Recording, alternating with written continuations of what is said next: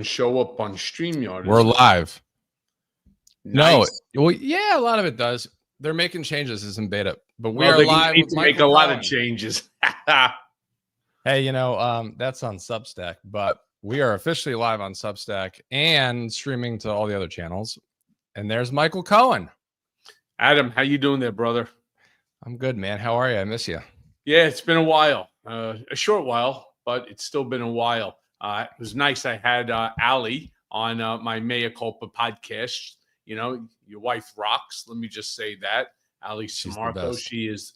Yes, she is.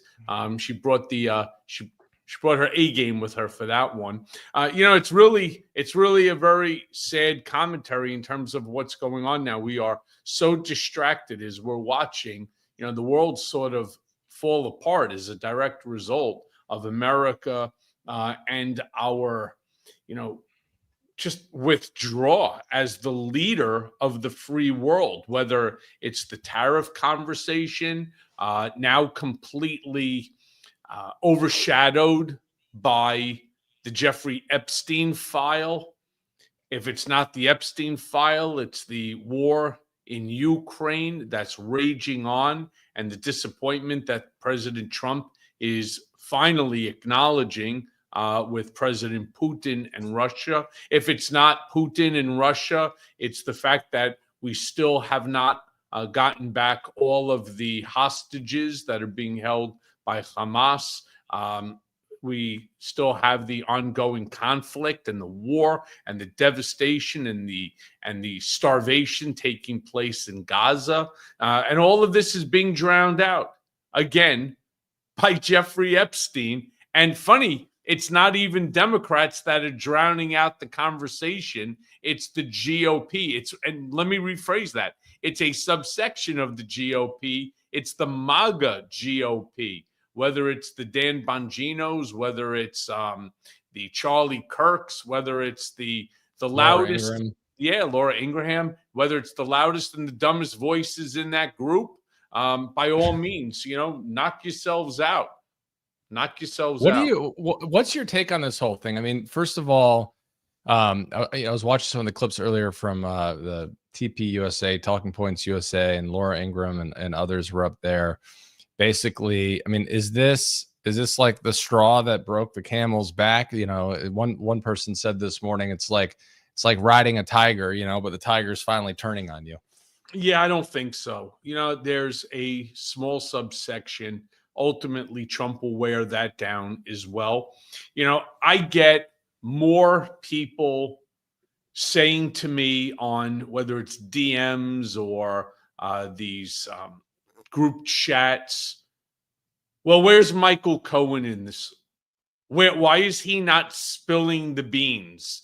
Why is he not letting us, the average, know what really took place? How many women did he, or I should say young women, did he end up doing NDAs for, and how many did he threaten on behalf of Donald Trump? And to all of you, please let me say this one last time, because I refuse to have to repeat myself.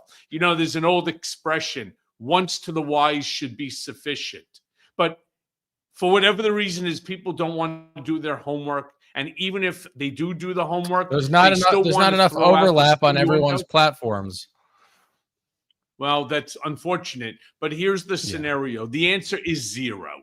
All right. The relationship that Donald Trump allegedly had, and the ones that you see with, and when I say allegedly had, we know that they've taken photos together. We know that they knew one another. And they knew one another, I suspect, quite well based upon the photographs. But that took place in the early 90s, like 1992.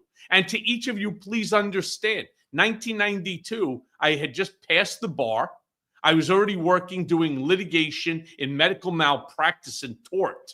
So it was. And by the way, for those that don't know, you worked for a Democrat on the Hill. Yes, I did. But that was in 1987, 1988. I've been a Democrat my entire life. I worked for Congressman Joe Moakley of Massachusetts while I was in college. But this is law school. I had just finished in 91. I studied for the bar, passed at 92, was admitted you're talking about a decade and a half or more prior to me beginning to work at the Trump organization. You're talking about 20 years before any of this stuff even came out. So, yes, I know that you all want to turn and say Michael Cohen knows this. It's the same bullshit that ended up putting me in the crosshairs of both the Republicans and the Democrats at different points in time, right? So the answer is zero. Now, I make no statement in regard to what occurred in 1992, but I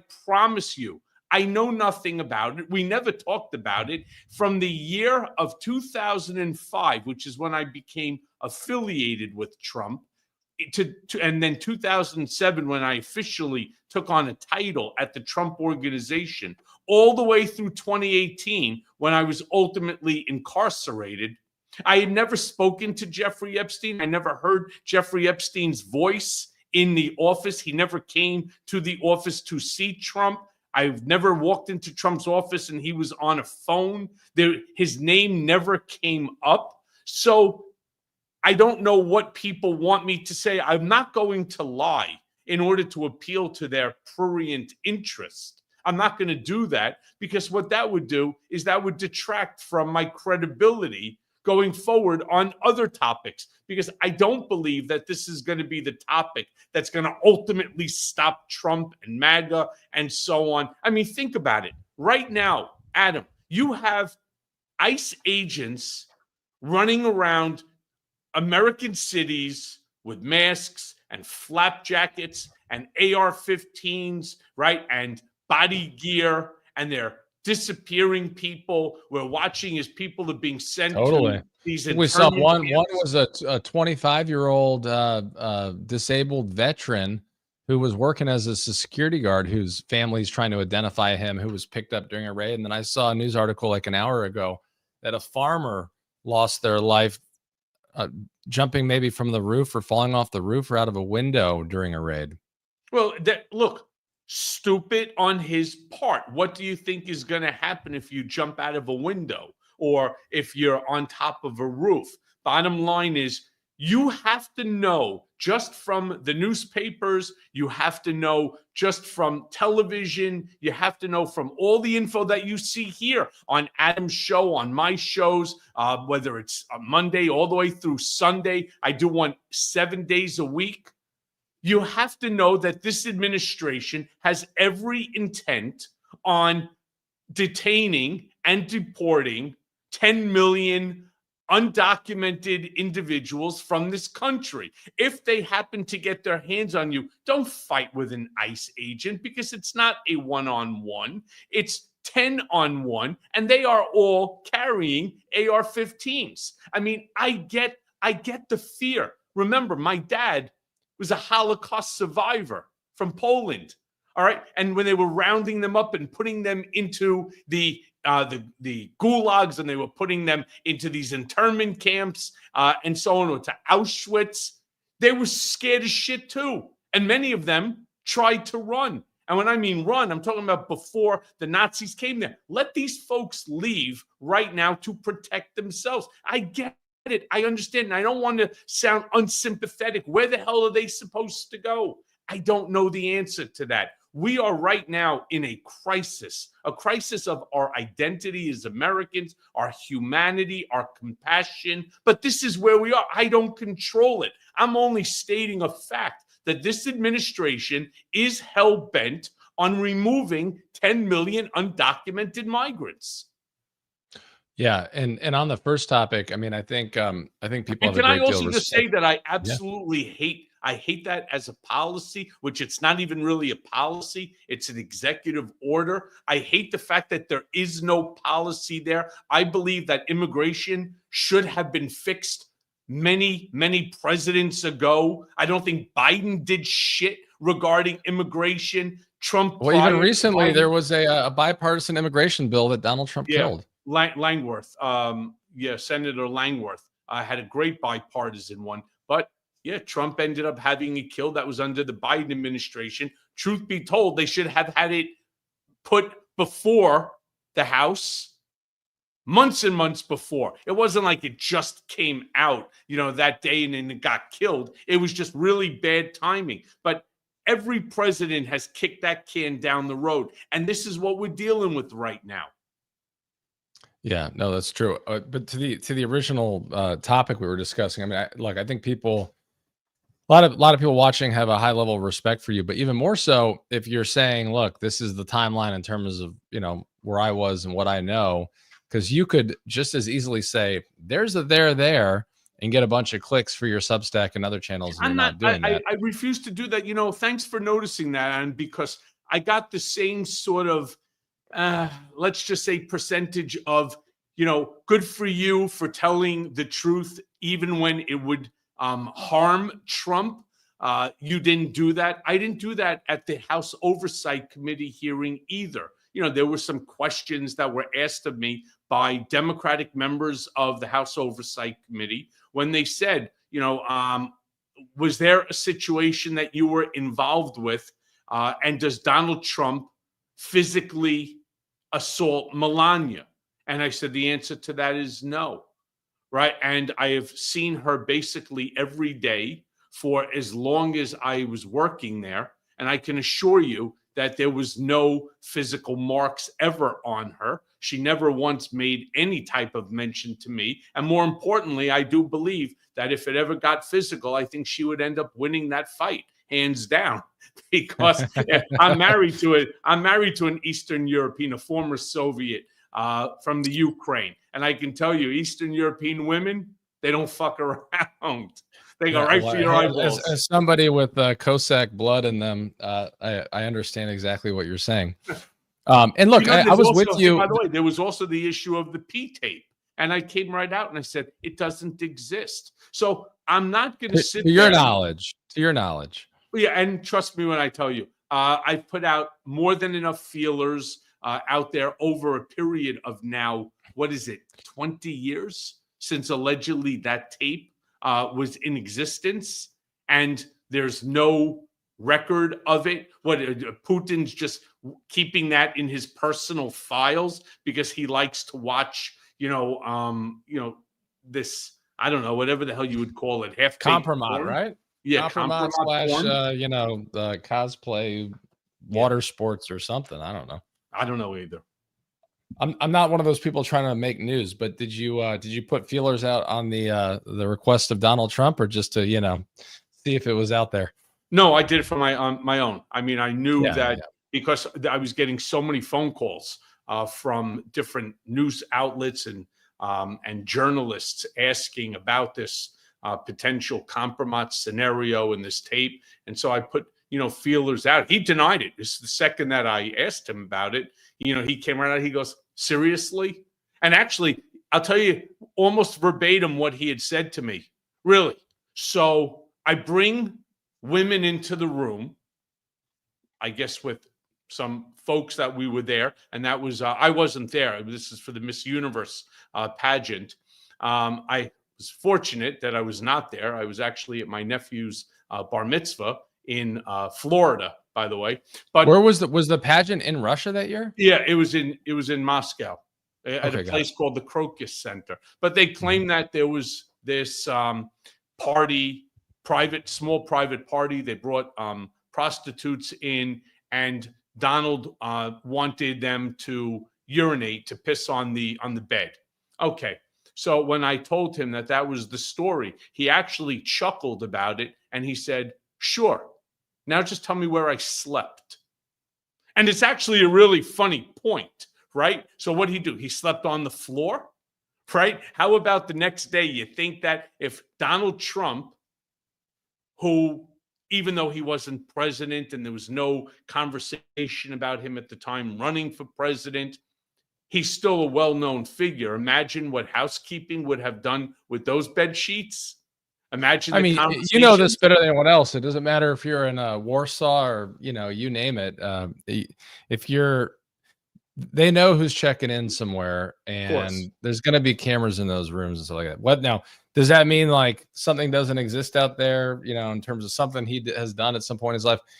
whatever it is, I've often thought the compromise on him would be more the financial strain and ties like that, and sort of business dealings. But hey, So, okay. So, how many times have our Substackers and our various YouTubers and so on, how many times have you all heard about how, and Eric Trump made the ridiculous comment at one point when he said a lot of our money, was coming in from Russia. We love the Russians and so on. It's actually not a true statement at all. Yeah, there are Russians who purchased in the various different condos, whether it was New York or Florida or wherever the hell that the property is. But that doesn't mean you're taking Russian money. I mean, with all due respect, my in-laws live in a Trump building, right? And they happen to, of course, be, as my wife is, from Ukraine. So they are all former Soviet citizens. You're trying to say that Trump is taking money from Russians? Obviously you're talking about Putin and his oligarchs. It's just not true. That's the funniest part about the whole conversation. Why Eric turned around and made the statement to this day, I still can't figure that one out, but it's just not true. I think I asked you maybe like 6 or 9 months ago to rate the Trumps in terms of the kids and from smartest to least. And I think you actually said, if I remember correctly, Don Jr., and then you put Ivanka, and then you said Eric is like way down here. And I was surprised. Yeah, I mean, that's just how it goes. And it's my opinion onto it. Don innately, I think, is the brightest of all three. Ivanka is hands down the most prepared. She will not sit down even for an interview with us. Imagine, by the way, to those people who want to know, we are PC. We're not talking about being politically correct. We're talking about Parkhomenko and Cohen. It just made sense for us to come up with we are PC. But by the way, neither of us are actually PC. Let me just be very clear. Yeah. Now there you go. You see, right? You should put it in the little brackets there. I'm doing. I literally am doing it right now. Yeah, see, I could read your mind even with that stupid hat on. I know. By the way, when I see well. people when I see people in restaurants, and nice restaurants, wearing their hats like that, I'll just walk over. I was literally about to like shower. By the way, nothing for nothing. I want to say, yeah. Now I understand why you have the hat on. Yeah, thank you. There we go. I'll look a lot better for you next time, Michael. Here we go. We'll put this up here. So, okay, question. In terms of the stuff that's in the news today, and we saw that Trump has greenlighted more weapons for Ukraine. For somebody who, what's your take on this whole thing? Is he pissed off at Putin, or is he like trying to do something positive in terms of Ukraine to overshadow the Epstein stuff? And as an asterisk to that, I also wanted to go back and ask you, and we can wait, but I want to ask you again about when he was asked about Epstein and his response, where he didn't even need to chime in when the question was going to Pam Bondi. And that's sort of like, the match that lit all of this. But in terms of today's news, in terms of him greenlighting more weapons through NATO. So let's break it down. It's a combination of all of it. Number one, he actually expected that Putin would capitulate, that because Trump, President of the United States, most powerful man in the world, hands down, and somebody who he has regularly been praised by, meaning Vladimir Putin, and has responded in kind, thought that he was going to be able to negotiate this truce between Russia and Ukraine simply by saying, we need this war to stop, right? Yeah. And anybody who knows Putin, everything he does is one, delay. Anything he can do on that front. And then also, inaction is always a green light for him to do more. So when Trump said today that, he would have a great call, and he'd go home and tell Melania he had a great call, and she was like, well, they're now bombing Ukraine again, right? That great call just greenlights more action. Yeah. So he truly expected that Putin would do as he asked. He also he does want to be the president of peace. And I know it sounds really crazy, right? He wants to create world peace, despite the fact that here on our own domestic soil, he's deploying the military, including the Marines, within which to patrol the streets of America. But he sees that as a way in order to obtain the Nobel Peace Prize, to be the president of peace. He does want to be remembered with a respectful legacy.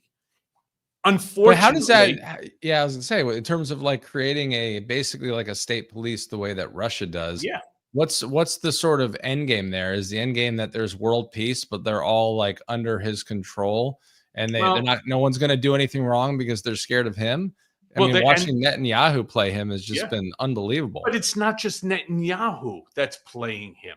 It's also Putin that's Of playing course. him, and others. Why? Well, because again, the president of the United States is one man.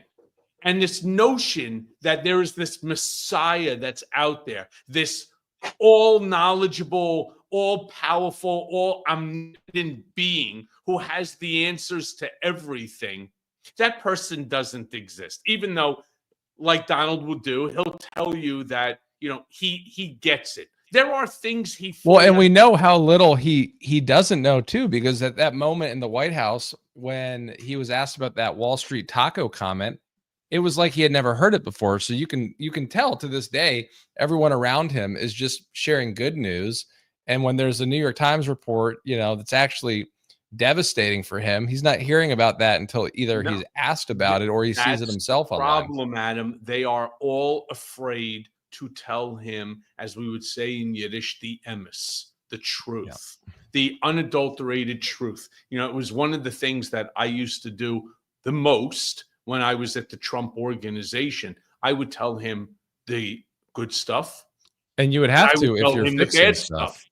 Of course, I had to tell him the bad stuff, and I would have disagreements with him regarding operation, policy, etc. And you know what? He actually respected it more than the ones that come in. Hey, boss, here, take a look at this. Take a look at this. Look at they're praising you. They're praising you. No, that's one article. There's 20 others that are out there. The AP, you have Reuters, you have the New York Times, the Post. They're all mocking you, but you only show them the good stuff because you don't want to end up getting balled out or being given another assignment to try Yeah. to fix the problem. Well, So not to ever compare the two, but Hillary Clinton was the same in the sense that exactly the same.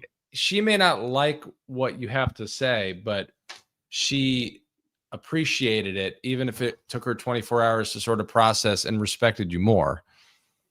Maybe Hillary Clinton was difficult. No, I'm just saying, in my 15 years, if I told her something that I didn't think she wanted to hear, she had a higher level of respect 24 hours Well, later, yeah, even sure. if she didn't take it well in that, that first moment. Yeah, I know people that also worked for Hillary. They said you brought the bearer of the bad news, got the shit kicked out of them on a regular basis. So most people were like, "Hey, I just don't want to do it." Right? Well, I will say for everyone listening to us, I never had that issue with her. And when Paxton was born and we had, we were at Children's Hospital and had an emergency, the first person to reach out was her, because her sister-in-law was actually at the hospital working, and she hired us a night nurse for the first month once we got out of the NICU. Oh, So I'm not I've saying always, I'm not no, saying I'm just saying, like, I think, there's always like these like interest. I've always had, really just great interactions with her. Even if it was difficult news, she would, she'd loop back 24 hours later and say, "Hey, I really respect the fact that you said what you did." So, look, so you asked a very interesting, but it's a multi-pronged question about, why he's trusting Putin and so on. It's not that he trusts Putin. It's just that he wants the win.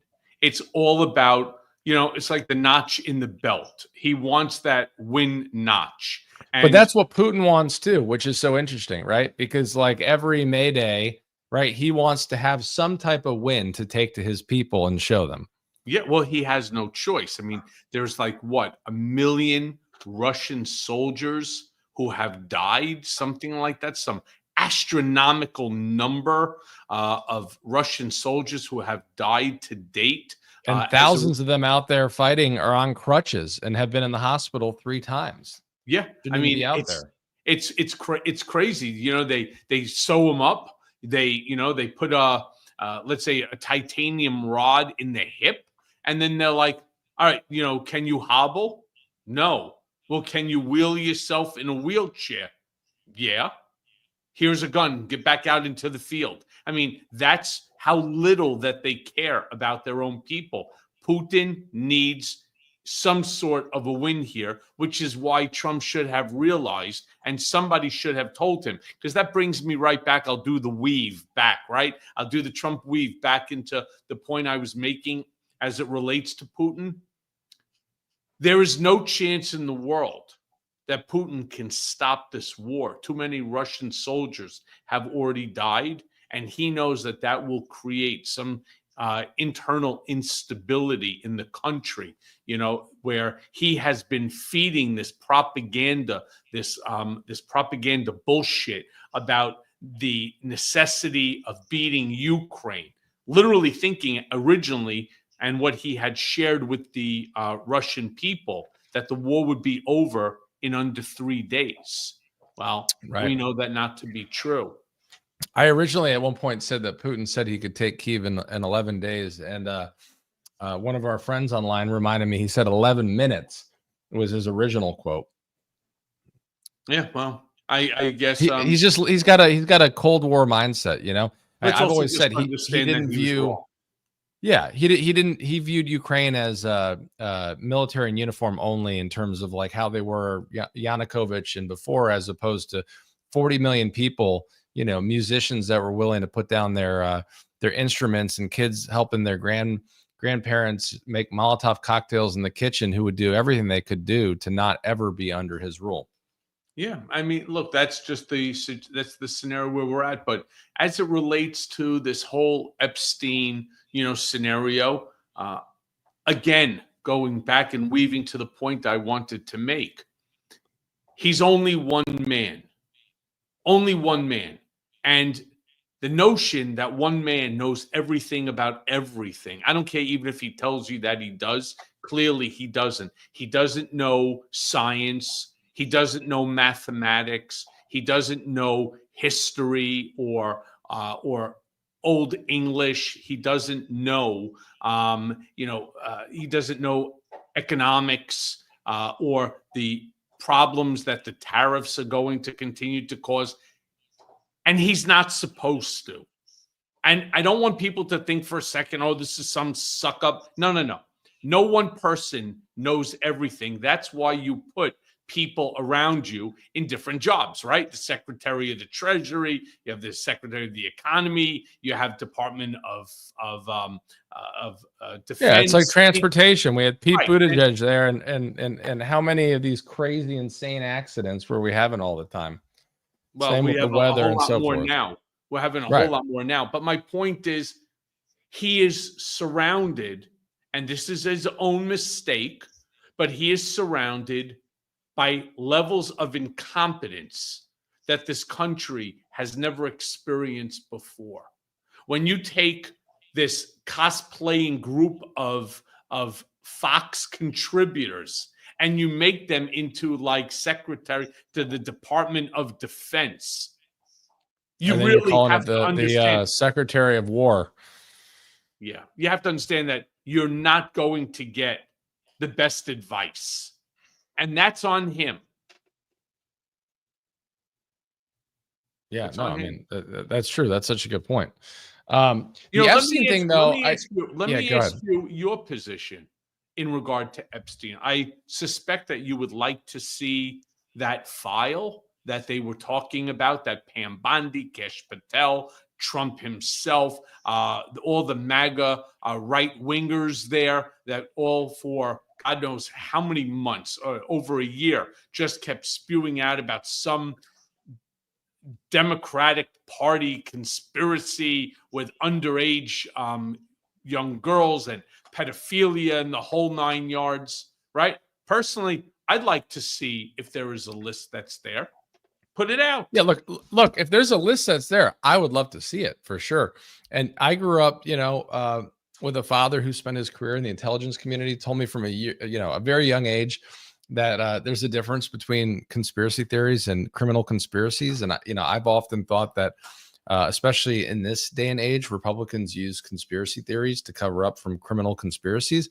What I think is most interesting about all of this is people are quick to forget, and I'm surprised people have not been pointing out that Donald Trump was president when Jeffrey Epstein died. So for all the conspiracy theorists out there that are saying, oh, the Clintons had this guy killed and this, that, and the other, Donald Trump was president and Bill Barr was AG. So first of all, depending on what was there and what was not there, they knew, and they had at the time, including additional evidence, throughout his term. And I think that their biggest misstep on this whole thing has been that, for let's call it the GOP, the White House, whatever, but Republicans are often credited with having bumper sticker slogans and being more on message than anyone else. They were so off message and all over the place. And that goes back to the point that you made early on, which is this is what you get when you surround yourself with these types of people, that now you've got this divide, and it's coming from the right, but Democrats have always been saying this, like, whatever there is, bring it out, right? It's the same reason why Andrew Cuomo is not governor of New York. And to a lesser extent, Democrats have such a litmus test. Look at Al Franken, right? Yeah. So in terms of this stuff, whatever exists, he was president when Jeffrey Epstein died. I'm not a conspiracy theorist. I do find it very strange that they would release a video with 60 seconds missing from it that Wired.com said looks like it was edited in Adobe Premiere. I mean, it's just strange. Yeah, it's very strange. But let's also just acknowledge that if Trump was behind in any way, shape, or form the demise of Jeffrey Epstein, you think that they would let Ghislaine Maxwell just survive? I mean, it's not as if that they pardoned her like he did the January 6th insurrectionist. She still has a voice. Look, I did time.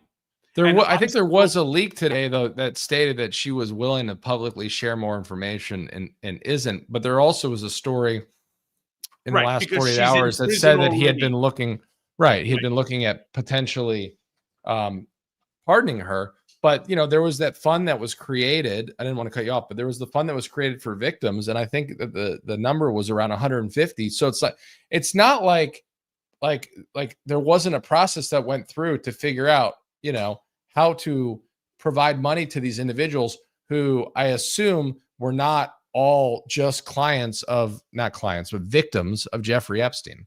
Yeah. I mean, look, the money that is there to compensate these victims came from the estate of Jeffrey Epstein after his demise, because he was unmarried. He's never been married. He has no children.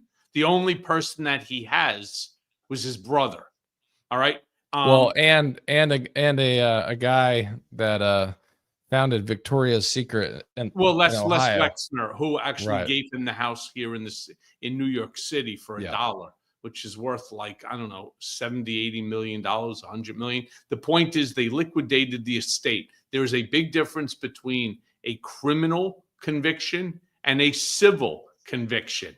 All right. These victims were civilly compensated. And all you have to I understand that. But my point on the civil part of it was, like, there was a process to determine whether or not these were victims.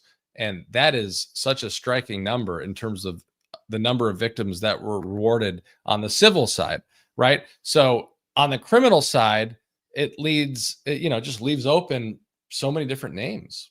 Well, right. But there's a big difference, again, between criminal and civil. Sure. I mean, it's the entire manner of evidence to be presented. It's one thing to lose money, right? No, I mean, I get it. Trust me. Lose your liberty. And my point is, you're an attorney. I'm not, but I spent 15 years as a reserve law enforcement officer, And it's obviously, we know this is still affecting people, right? We had Sure. one of the victims commit suicide in the last couple months. My time of reference and period of reference is gone after the pandemic, but I believe that was this year. Yeah, but again, going back to this specific matter, it's a completely different story. And if Ghislaine Maxwell had anything of substance to offer, she would have done it and tried to use it in order to avoid this long prison sentence that she got. I mean, when you are confronted with that type of a scenario, the first thing that your criminal attorney will say to you is, "What do you got? What's your," as Giuliani called it, what's your ace in the hole card, right? What's your insurance card? Well, Michael, as an attorney, do you think, again, I don't want to sound like a conspiracy theorist, but is it possible that somebody might not trust the process that they're currently involved in, or who is involved in the process at the time, and they could be holding on to that information for the right time? No. Not, you feel like not in this case? You're not sitting with that information for 4 years. Let me tell you something. One day in prison sucks. Trust me. I know. I did 13 months. Should have been 36, but because of COVID, I was released. But I also did 15 days. I know and trust you, because I learned a lot, including, if anyone listening is heading to prison, make sure you go to the dentist before, because they fix teeth by just pulling them in prison. That's right. Yeah. So my point is, if she had anything of substance, she would have used it already. She wouldn't be sitting and saying, "Hey, let me just wait. Let me figure out for that right time." But how do you think somebody who was basically the jack of all trades for this guy could have nothing, just because she was really good at keeping nothing on paper? Yeah. So let me, again, let's break this into the two sections that it needs to be broken into. There's Jeffrey Epstein as a whole, and then there's Donald Trump, right? Because there were allegations that many other people had been to Epstein's island, from Bill Clinton to Alan Dershowitz to actors, and you name it. Many people have been to Epstein's island. Doesn't mean they did anything wrong. It just means that they had a connection to him.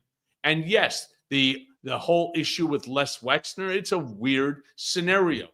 I'd like to get some info on that too, only just to, I don't know, appeal to my prurient interest in a read. But we need to, again, break it into the two areas. What did Jeffrey Epstein do? And we know that he was a bad guy. We know what he did, and we know that by the civil lawsuits that were paid out. But does that then implicate Trump based upon the relationship? Now, people constantly say to me, "Well, why are you defending him? Why are you protecting him as you used to?" I'm merely just stating facts and truth. I don't like his immigration policy. I don't like the overturning of Roe versus Wade. I don't like the entire Dobbs decision. I don't like the way that he manipulates and he attacks, for example, members of Congress. I mean, I don't like the way that he has an enemies list. There's plenty that I am critical of, but I want to be critical of things that are deserving of being critical. In this specific case, until information comes out that changes my mind, from what I know, on being by this man's side for a decade and a half, there was no, at least from 2005 all the way to 2018, there was a zero relationship, as far as I'm concerned, and as far as I know, between the two. Now, it's a weird thing, because somebody that's into that shit, they don't just turn it on and off. It's not, right? It's more of an obsession than anything. I just find this whole issue at this point in time just to be a major distraction, as these wars are continuing, as more Gazan children are being killed or maimed, more Russian as well as Ukrainian soldiers are being killed and maimed. And, I want to still, as I said before, see the Israeli hostages immediately released, live or deceased. I want to see the ending of all of these wars and all of this chaos that is just consuming. I want to see this tariff stupidity stopping. I mean, can we talk about that for a minute or two? Because, our time sort of is limited. Talk about Yeah. the stupidity of this tariff comment that's going on. Hey, I can't resolve issues with Putin, so therefore I'm going to slap on a 100% tariff on Russian goods and so on. That's not the way you get Putin's attention, by the way, because we do almost no business with Russia. So what did Trump do? It was a very good move, by the way. Any country that does business, it's almost like the Iran oil embargo.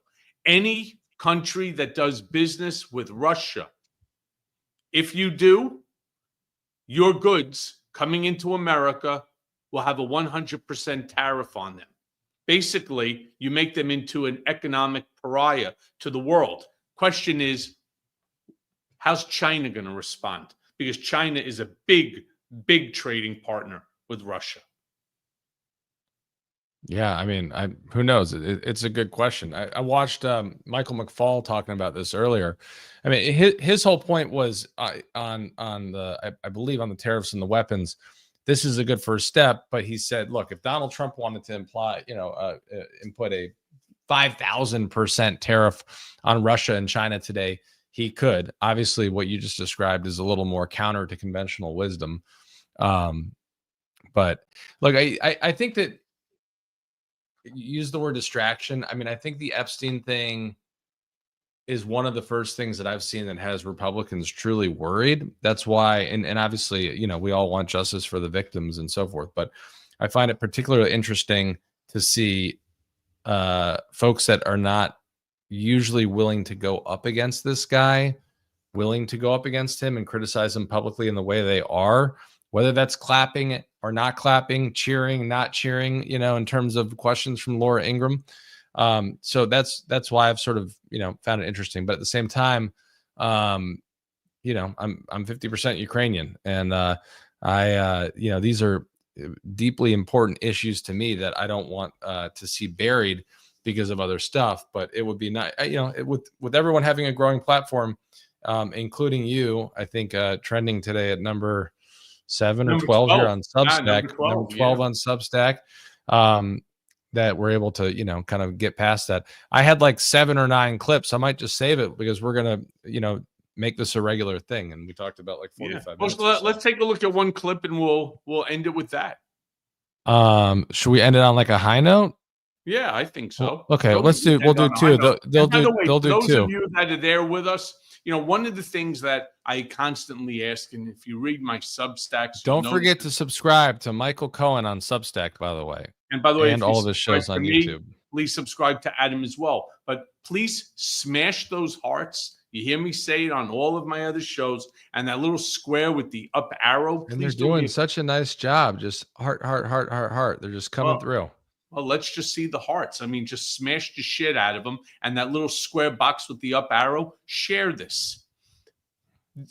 I don't know how to explain when people ask me all the time, oh, what can I do? I'm just one person. I say there is no knight in shining armor that's going to ride in to save the day. There is no Messiah that's coming here to save us all.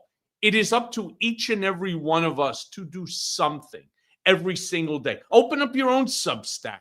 Get up at 4:30 in the morning as I do and write a Substack expressing your points of view. If you're not a good writer or you don't want to do that, no problem. Share my Substack with 10 friends. Share Adam's with 20 friends. I don't know, right? Do that and also pick up the phone and call your member of Congress and say, get up off your ass and create a bipartisan relationship with whether you're Republican or Democrat, some member of the opposite side of the aisle. So in that way, there'll be some bipartisanship. So if there is a problem, which I always like to call the poison, let together with a bipartisan compromise, water down the poison. Isn't it just that simple? Do something, because doing nothing is unacceptable. Just do nothing. And if you're not, again, capable of writing, or you don't feel comfortable being on a platform like this where your face is being shown or what have you, understood. But then be the impetus behind this community growing and growing so loud that no one, and I mean no one, can shut us up. And Michael, Cheyenne says, don't forget about her subscription. I So that you forgot can about write it a that long time. I down. forgot about that subscription a long time ago. That's okay. I'll send you a reminder too. But Cheyenne, we saw your comment. All right. People have seen these, but I'm just going to throw these up. Well, I was going to do JD running and the booing, but I think everyone's just seen that. So I'm going to pull, I'm going to do 3 clips from today really quickly. Does that work? Yeah, let's rock. All right, here we go. 5 times, impeached 2 times, all bullshit, right? All terrible stuff. And I got impeached for making a perfect phone call. Good luck, congratulations. I had a guy come up to me, a secretary of energy from before. Sir, could you call up, of all people, President Zelensky? And I called him. I actually held off. He must have come 10 times. Please, sir. It's because they wanted to do business or something, oil and gas. Who the hell knows what they wanted? You can imagine what they wanted, but they wanted, would you call up President Zelensky? And I did. When I finally got him, I said, congratulations on your win. He had just won. This is early in the process. Should have never been, that war should have never taken place, by the way. If the election weren't rigged, that war would never be happening right now. Millions of people being killed. That war would never be happening. But would you call up? So I say, hello, President. How are we doing? Everything good? Good. Congratulations on your big victory. Wonderful job. Great, great, great. Hang up. That's it. I get indicted for making a phone call. I told that secretary, who wasn't the smartest bulb, he wasn't Rick Perry. You don't want him on your debate team. Let me put it that way. Rick, you're not going to be on my debate team, Rick. But he's the one that asked me to do it, Rick Perry. And I said, thanks, Rick. That was a wonderful suggestion. I just got indicted over your stupid call. This is what we have to put up with, right? This is what we have to do. We have to put up with things. But it's. So, anyhow, that was at a faith event today at the White House. If we're missing any context there. Oh, I guess that one can maybe speak for itself. We didn't talk a lot about it. What would Jesus say, right? Yeah. WWMD. What would Michael do? All right, I got 2 more quick ones. I didn't realize that one was as long as it was. The economy is roaring, business confidence is soaring, incomes are up, prices are down, and inflation is dead. It's dead. We have a bad Fed chairman, really bad. If he would lower the rates, and I tried being nice to the guy, it doesn't help. He's like a knucklehead. No, he's he just keeps attacking the Fed chair. Like, again, it goes back to what you said, right? You're not the guy that like knows everything or thinks you know. I mean, again, if you bankrupt a casino, you're not the guy that knows more than the Fed chair. But and inflation's not dead. But what's your take on that? Look, he obviously doesn't like Jerome Powell. He doesn't like Jerome Powell because he asked Jerome Powell to do something which would have been a W in his win category box. And folks, please keep smashing those red hearts for us. Please share this. I mean, we must grow this community. I don't know how many times that you can say the same thing. If we don't grow the community, I'm telling you what's going to happen. The same stupid shit that happened in 2024 during the election. We're fooling ourselves. We need not even 1,000 or 10,000. You need millions of people to join. I know people say, oh, that's not possible. Bullshit. Anything is possible. What are you going to end up telling your kids when democracy gets stifled? What do you say? Oh, I was busy. I couldn't even bring in 2, 3, 4, 5 friends into the community in order to fight for them. Let me put it to you this way. Why doesn't he like Jerome Powell? Because a W is what he wants in his win box. And how would he definitely get a W? By lowering interest rates. And in one respect, they're not 100% wrong. Interest rates are high, right? They're higher in America than they are in basically any other country. I think Japan is like 2.5%. England is 3.25%. And so we're like 4.5, 4.7. He wants to lower the interest rate. I think he wants to do 3 interest rate cuts over the course of this the next 3 quarters, here. And that would be great for all of us, right? Lower interest rates on credit cards, on mortgages. If you have a variable or fluctuating, rate, yeah, it would be great for everybody. So I understand why he wants it. Somewhere along the line, Jerome Powell is saying that will end up causing a recession, right? It'll place us in some sort of a recessionary place. And he goes, not on my watch. So he's got like another, about 8 months before which, his term expires, and then Trump will replace him. Okay, actually, you just led to potentially the most important clip that we need to figure out here. We'll do this one, and then we'll call it a show. You just said what would happen, and let's see where this one goes. I think the guy's name is Warsh, W-A-R-S-H, the one who is expected to be the next. No, he's expected to be the next Fed chair. Well, you were talking about, though, if things crashed, and I think this is a good segue towards the end here. Let's pull it up. Hard.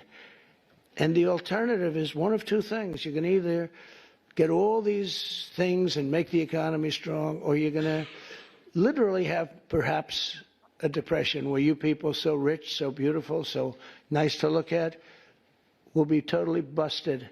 And let's see how long your wife stays with you. You're beautiful. She'll stay with you for about 3 weeks and she'll say, darling, I can't take it anymore. I can't take it anymore, darling. I'm leaving you. I said to one guy, he's a very, very unattractive man, but he's smart and he's rich. And I said, you better hope we get this thing passed because your wife will be gone within about 2 minutes. He said, you're right. Again, a faith event. He sounded like he was talking about Melania, but he's a great entertainer. I think I know who he's talking about anyway. But putting all that aside, look, it's it's unconventional, but it is an entertaining speech. If you think about it, I mean, it's like going to the comedy cafe for a chuckle because he's talking reality. The reality is you have these, 75, 80-year-old guys. They are very difficult to look at. The only thing that makes them attractive is their wallet. And they're generally now, married to women who are 40 years younger than them. That's the reality in that world, in that Mar-a-Lago world. And so, he knows the truth and they all know it, which is what makes it funny, I guess. It's kind of like a Larry David stand-up. My favorite Larry David stand-up is when the motorcyclist pulls up next to him and is getting ready to go off at him, and he pulls his little red hat out of his glove box, and the guy's like, oh, okay, you're okay. You know, I'm not going to fuck with you. The road rage goes well. So he's like, keep one of these just in case you ever need it. Michael, this was fun. Always. And we'll do it again next week. We'll have a lot more fun. Absolutely. But next week, I don't know if it's because we only have like about 800 people. I mean, if I go on generally on this Substack, by myself, I'll double that number. Where is everybody today? I think it's because I think it's also because we did this in a beta tested version. So we're going through the key, but next week we can schedule it and just go through the phone if you want. We've got about 7,100 though on because I'm also streaming on Twitter and Facebook and YouTube and so forth. Makes more sense. Appreciate it. So I guess they're following it on different platforms. But this definitely does not get as many people on Substack in the beta form through StreamYard. We're using a stream key testing it out, folks. But we'll post it when we're done within the hour, and then it'll be available to everybody. All right. Well, Adam, great seeing you. To all of our Substack subscribers, thank you so much for being a part of this. Please share this with your family, your friends, your neighbors, your next door neighbors, your colleagues, co-workers, your postman. It doesn't make a difference. Help us to build this community so that our voices can never be drowned out. And on that note, what I typically do, I don't even know if I have it. I throw this up for 60 seconds because some people are having conversations in the chat. So this will take over for us and we'll be off the screen and then the live will be dead in 60 seconds, but people can finish up. Thank you guys so much, Michael. Thank you. This was a lot of fun. Great seeing you, pal. You too.